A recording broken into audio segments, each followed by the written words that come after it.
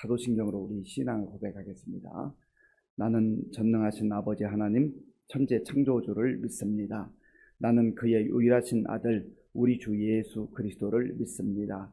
그는 성령으로 잉태되어 동정녀 마리아에게서 나시고 본디오 빌라도에게 고난을 받아 십자가에 못 박혀 죽으시고 장사된 지 사흘 만에 죽은 자 가운데서 다시 살아나셨으며 하늘에 오르시어 전능하신 아버지 하나님 우편에 앉아 계시다가 거기로부터 살아있는 자와 죽은 자를 심판하러 오십니다.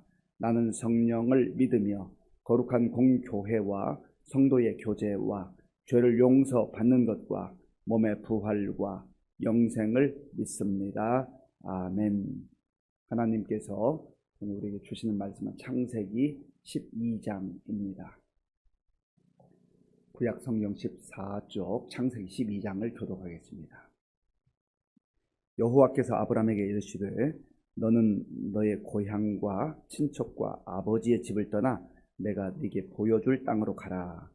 내가 너로 큰 민족을 이루고 네게 복을 주어 내 이름을 창대하게 하리니 너는 복이 될지라. 너를 축복하는 자에게는 내가 복을 내리고 너를 저주하는 자에게는 내가 저주하리니 땅의 모든 족속이 너로 말미암아 복을 얻을 것이라 하신지라. 이에 아브라함이 여호와의 말씀을 따라갔고 롯도 그와 함께 갔으며 아브라함이 하란을 떠날 때에 75세였더라. 아브라함이 그의 아내 사레와 조카 롯과 하란에서 모은 모든 소유와 얻은 사람들을 이끌고 가나안 땅으로 가려고 떠나서 마침내 가나안 땅에 들어갔더라. 아브라함이 그 땅을 지나 세겜 땅 모래 상수리 나무에 이르니 그때에 가나안 사람이 그 땅에 거주하였더라. 여호와께서 아브라함에게 나타나 이르시되 내가 이 땅을 네 자손에게 주리라 하신지라. 자기에게 나타나신 여호와께 그가 그곳에서 제단을 쌓고 거기서 베델 동쪽 산으로 옮겨 장막을 치니 서쪽은 베델이요 동쪽은 아이라. 그가 그곳에서 여호와께 제단을 쌓고 여호와의 이름을 부르더니 점점 남방으로 옮겨 갔더라. 그 땅에 기근이 들었으므로 아브라함이 애굽에 거류하려고 그리로 내려갔으니 이는 그 땅에 기근이 심하였음이라. 그가 애굽에 가까이 이르렀을 때에 그의 아내 사레에게 말하되 내가 알기에 그대는 아리따운 여인이라. 애굽 사람이 그대를 볼 때에 이르기를 이는 그의 아내라 하여 나는 죽이고 그대는 살리리니 원하건대 그대는 나의 누이라 하라. 그러면 내가 그대로 말미암아 안전하고 내 목숨이 그대로 말미암아 보존되리라 하니라. 아브라함이 애굽에 이르렀을 때에 애굽 사람들이 그 여인이 심히 아리따움을 보았고 바로의 고관들도 그를 보고 바로 앞에서 칭찬하므로 그 여인을 바로의 궁으로 이끌어 들인지라. 이에 바로가 그로 말미암아 아브라함을 후대함으로 아브라함이 양과 소와 노비와 암수 나귀와 낙타를 얻었더라. 여호와께서 아브라함의 아내 사레의 일로 바로와 그 집에 큰 재앙을 내리신지라. 바로가 아브라함을 불러서 이르되 네가 어찌하여 나에게 이렇게 행하였느냐? 네가 어찌하여 그를 네 아내라고 내게 말하지 아니하였느냐? 네가 어찌 그를 누이라 하여 내가 그를 데려다가 아내를 삼게 하였느냐?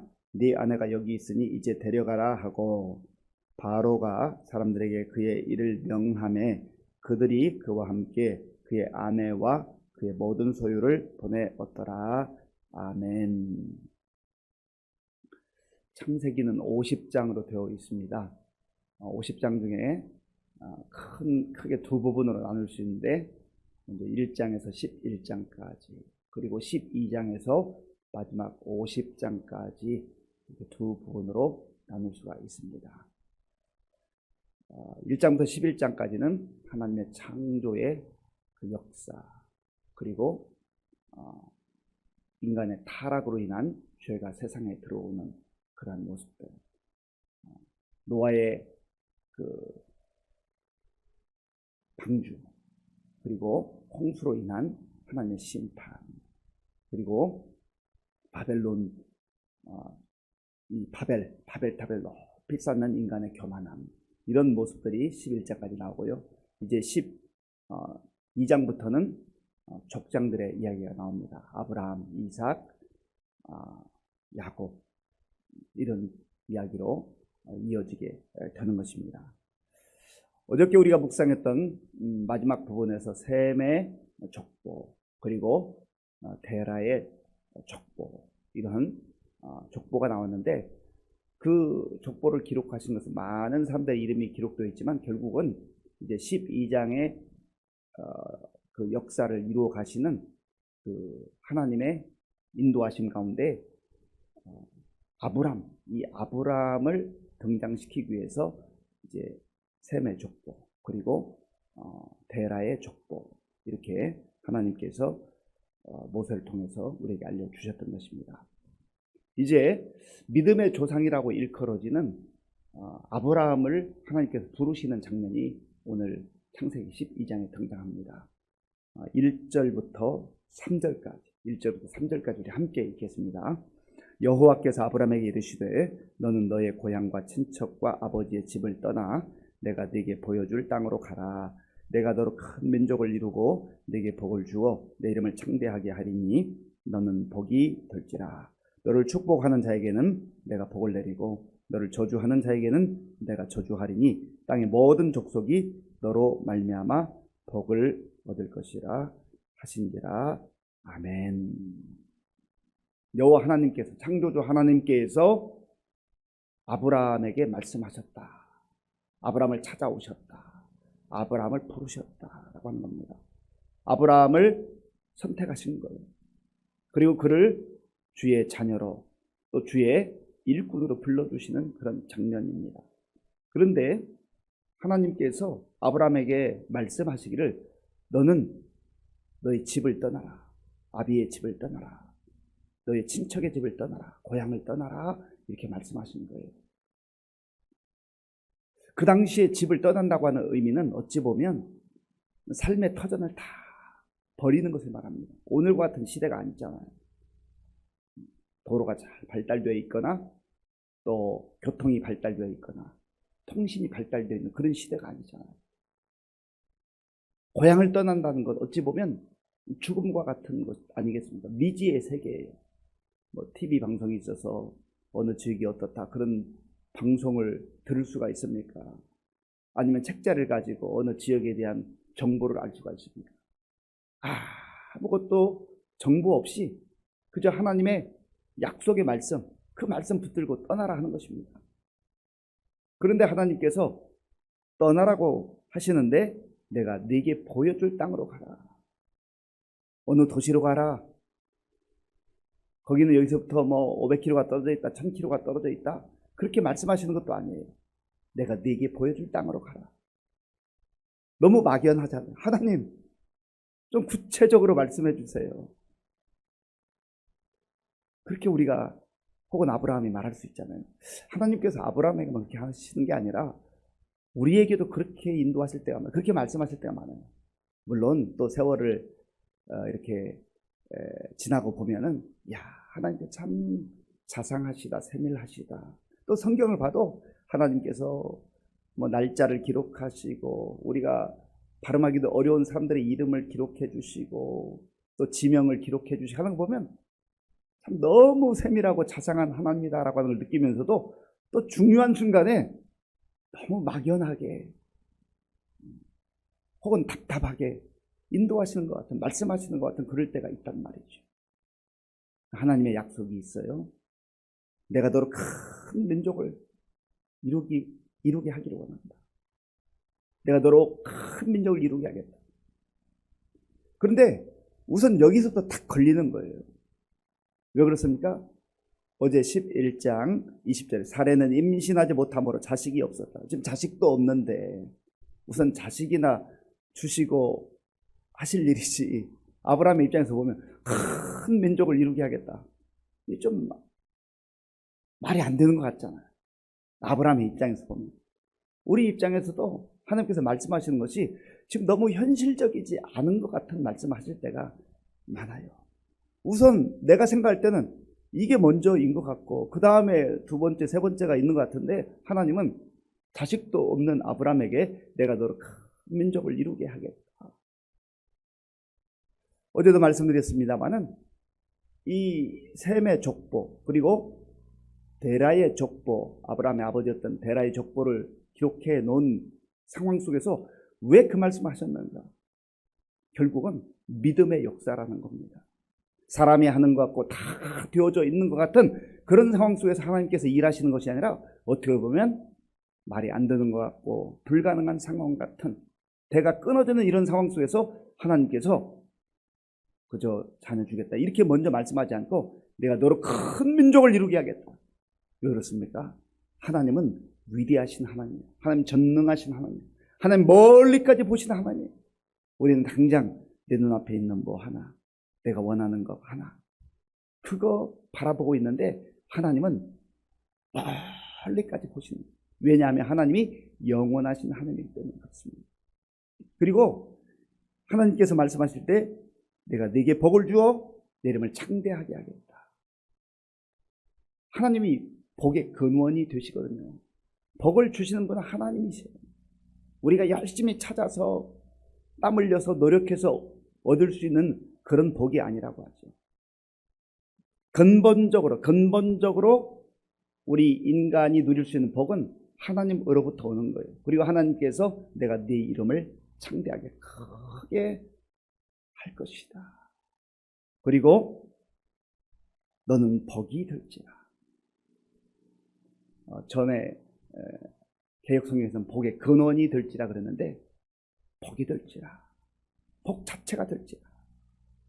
뭐 이런저런 복을 너에게 주겠다 그런 의미를 훨씬 넘어서서 내가 너에게 복을 준다. 너는 복이 될지라. 너는 복덩어리다 그 말이에요. 오늘 우리에게도 동일하게 말씀하세요. 하나님께서 너는 복이 될지라. 얼마나 영광스러운 하나님의 약속의 말씀입니다. 그리고 3절에 보니까 너를 축복하는 자에게 내가 축복하고 너를 저주하는 자에게 저주할 것이다. 하나님께서 지켜주시고 보호해 주신다라고 하는 것입니다. 그리고 마지막에 말씀하신 걸 보면 땅의 모든 족속이 너로 말미암아 복을 얻을 것이라. 하나님은 아브라함 그 한 사람만 생각하는 게 아니에요. 아브라함을 통하여서 하나님께서 주시는 복이 흘러가기를 원하십니다. 이것은 오늘 우리에게도 동일하게 주신 약속의 말씀입니다. 당시에 수많은 사람들이 살고 있었지만 하나님께서 아브라함을 눈여겨보시고 그를 선택하시고 그를 부르셔서 하나님의 자녀로, 하나님의 일꾼으로, 사명자로 그렇게 세워주시는 거예요. 너만 잘 먹고 잘 살아라 그게 아니에요. 너로 말미암아 세상에 많은 사람들이, 아니 모든 족속이 이게 중요한 거예요. 모든 족속이 너로 말미암아 복을 얻어요. 이보다 더 아름답고 이보다 더 가슴 뛰고 이보다 더 위대한 인생이 어디 있습니까? 하나님께서 아브라함을 그렇게 불러주셨던 것처럼 저 여러분들 예수 그리스도 안에서 동일한 말씀으로 불러주신다라고 하는 겁니다. 그러니까 우리가 좀 이 마음의 폭을 넓혀야 돼. 생각의 폭을 넓혀야 돼. 그저 나만 잘 살고 나만 복받기에 급급한 것이 아니라 하나님께서는 내가 연약하고 부족한 것 같아도 예수님 안에서 나를 선택하시고 불러주시고 사명을 주셔서 너는 복이 될지라.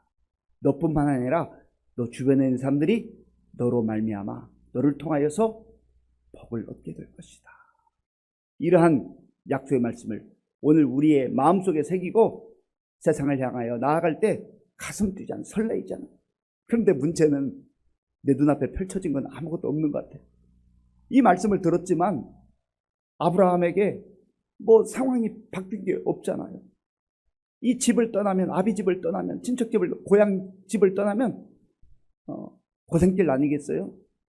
그런데 중요한 것은 하나님의 말씀을 들은 아브라함은 떠납니다. 순종하는 거예요. 그게 쉬운 결정이 없겠어요? 어떻게 보면 자기 인생을 하나님께 걸고 하나님 저 죽어도 좋습니다. 저 죽어도 좋습니다. 그러나 저는 하나님을 믿습니다. 하나님의 약속을 붙들고 나아갑니다. 지금 눈앞에 보이는 것도 아니에요. 무슨 지도를 주신 것도 아니에요. 오늘날처럼 내비게이션이 있는 것도 아니에요. 그런데 중요한 것은 하나님께서 그에게 주신 약속의 말씀이 있어요.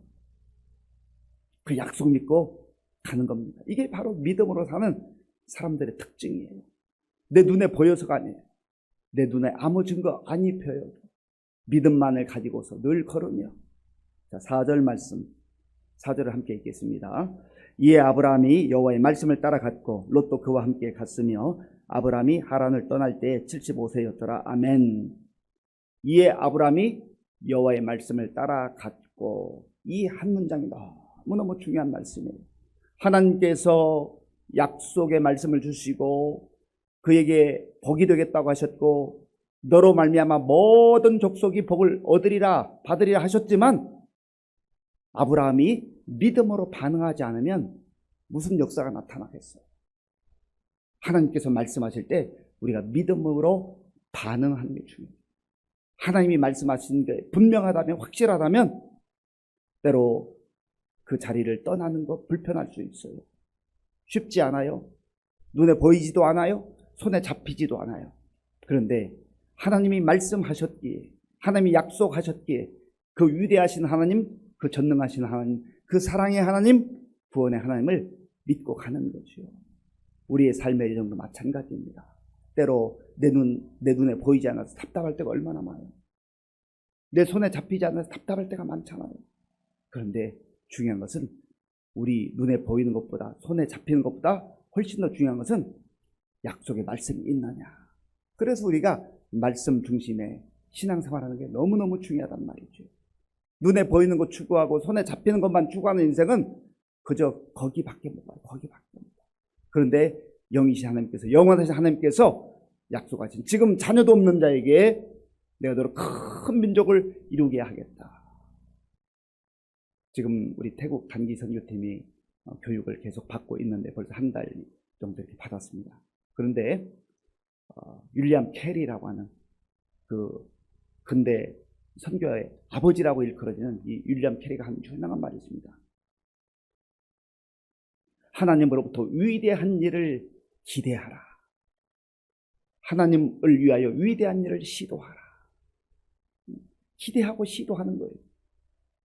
하나님으로부터, 그리고 하나님을 위하여. 얼마나 멋있습니까? 그래서 믿음으로 반응했어요. 아브라함이 하나님의 인도하심을 받아서 이제 그 땅에 이르렀습니다. 5절에 보면 마침내 가나안 땅에 들어갔다. 하나님의 인도하심을 따라 간 거예요. 그리고 6절, 7절에 제가 읽겠습니다. 아브라함이 그 땅을 지나 세겜 땅 모래 상수리 나무에 이르니 그때에 가나안 사람이 그 땅에 거주하였더라. 여호와께서 아브라함에게 나타나 이르시되 내가 이 땅을 네 자손에게 주리라 하신지라. 자기에게 나타나신 여호와께 그가 그 곳에서 제단을 쌓고 아멘. 세겜 땅 상수리 나무가 있는 그곳에서 먼저 제단을 쌓았다. 예배를 드렸다는 거예요. 아브라함의 강점, 아브라함이 정말 잘하는 것은 가는 곳에 도착하고 그곳에서 예배를 드려요. 하나님의 이름을 불러요. 그리고 또 그곳에 있다가 베델 쪽으로 옮기는데 거기서도 여호와께 제단을 쌓았다. 하나님께 예배 드리는 거예요. 하나님을 신뢰하는 거예요. 하나님의 도움을 청하는 거예요. 하나님께 감사하는 거예요. 예배 드리면서 다시금 하나님의 말씀을 듣고 하나님의 말씀을 상기하는 거예요. 그래서 예배가 참 중요합니다. 매일매일 우리가 이 새벽을 깨우며 드리는 예배도 아브라함과 같이 우리의 삶의 여정 속에 늘 하나님 앞에 먼저 우리의 자신을 드리고 하나님의 음성을 듣고 약속의 말씀을 듣고 그렇게 또 우리의 갈 길을 가는 거지요. 그래서 이렇게 아브라함의 아름다운 모습이 나타나는데, 그러나 또 10절 이후에 보면 그 땅에 기근이 왔어요. 믿음의 사람들이 살아갈 때에도 항상 그 길이 대로처럼 열려 있는 것만은 아니에요. 어려운 과정도 통과를 해야 됩니다. 기근이 찾아왔는데 아브라함이 참 지금까지 믿음으로 반응했고 어려운 결단을 해서 하나님의 약속의 말씀을 따라 갔는데, 여기 오늘 10절 이후에 보면 기근이 있을 때 애굽으로 갔다. 그런데 여기 하나님께 묻고 하나님의 응답을 받고 갔다라고 하는 그런 말씀이 기록되어 있지 않아요. 물론 뭐 기도했을 수 있습니다만은 아마도 다급한 마음에 그렇게 간 것 같아요. 그리고 점점점 애굽 땅에 이르러서 불안하고 두려움이 찾아오는 거죠. 믿음의 조상인 아브라함에게도 이 대단한 믿음이라고 우리가 말하는 아브라함에게도 이러한 상황 속에 정말 어떻게 보면 두려움과 불안이 임하고 무너지는 모습이 있어요. 자기 아내 사라에게 그대가 내 동생이라 좀 해주시오. 아마 당신이 너무너무 아름답기 때문에 저 땅에 들어가면 사람들이 나를 죽이고 당신을 차지하려고 그렇게 할 것 같소. 그렇게 불안과 두려움 가운데 얘기합니다. 하나님께서 지켜주신다, 하나님께서 보호하신다라고 하는 그 생각을 잠시 놓쳤던 것 같아요. 그리고 가보니까 정말 애국 사람들이 저 사례가 대단했구나. 그 바로의 고관들이 그렇게 말하고 또 바로 왕에까지 그 소리가 들어가서 바로가 사례를 자기 아내로 삼고 아브라함에게 소도 주고 양도 주고 낙타도 주고 많은 재물을 주었어요. 아브라함도 좀 비겁하잖아요. 죽으면 죽었지. 그 아내를 어떻게 보면 그렇게 어떻게 내팽개치나. 인간이 그렇게 약해요. 연약해요. 부족해요. 아브라함도 그랬단 말이죠. 성경에 나오는 믿음의 인물들이 다 완벽하고 허물도 없고 실수도 없고 그렇다고 한다면 우리는 기죽어가지고 우리는 못하겠다 그럴 것 같아요. 그런데 아브라함에도 그런 연약함이 있어요. 그런데 하나님께서 그를 내버려 두지 않습니다. 바로에게 또 그 집안에 큰 재앙을 주셨는데 그 재앙이 뭔지는 정확히 알 수는 없어요. 그러나 바로 왕이 위협을 느낄 만큼 큰일 났다고 생각할 만큼 그런 큰 일이 일어났어요. 그래서 다시 그 사례를 아브라함에게 돌려주고 사람들에게 공포합니다. 건드리면 큰일 난다. 하나님께서 보호해 주신 거예요. 사랑하는 성도 여러분, 아브라함은 그 우상이 정말 가득한 땅에서 하나님의 부름을 받았어요. 그리고 약속의 말씀을 듣고 떠났습니다. 쉽지 않은 결정이었지만 그러나 말씀이 들려올 때 반응했어요. 그리고 가는 곳마다 예배를 드리는 참 귀한 믿음의 사람으로 살았습니다. 그런데 아브라함도 무너질 때가 있고 연약할 때가 있었어요. 인간이 참 그런 존재입니다. 그런데 하나님께서 나무라거나 그를 책망하지 아니하시고 오히려 묵묵히 은혜로 보호하시고 그를 다시금 세워주시는 그 모습을 말씀 통해서 보게 됩니다. 이 말씀 마음에 잘 간직하시고 하나님 말씀이 들려올 때 꼭 말씀 붙들고 순종하며 또 가는 곳마다 매일매일 상황 속에서 예배드리며 믿음으로 살아가는 우리 모두가 될 수 있기를 간절히 바랍니다. 아버지 하나님 감사합니다. 하나님께서 믿음의 조상 아브라함을 부르시는 말씀을 보았습니다. 참으로 합리적이지 않고 상황에 맞지 않는 그러한 상황 속에서도 말씀에 반응하는 아브라함의 모습도 보이고 또 그렇게 대단한 믿음을 가진 아브라함이 두려움 가운데 불안함 가운데 아내를 그저 내어주는 그러한 허물과 실수도 보았습니다.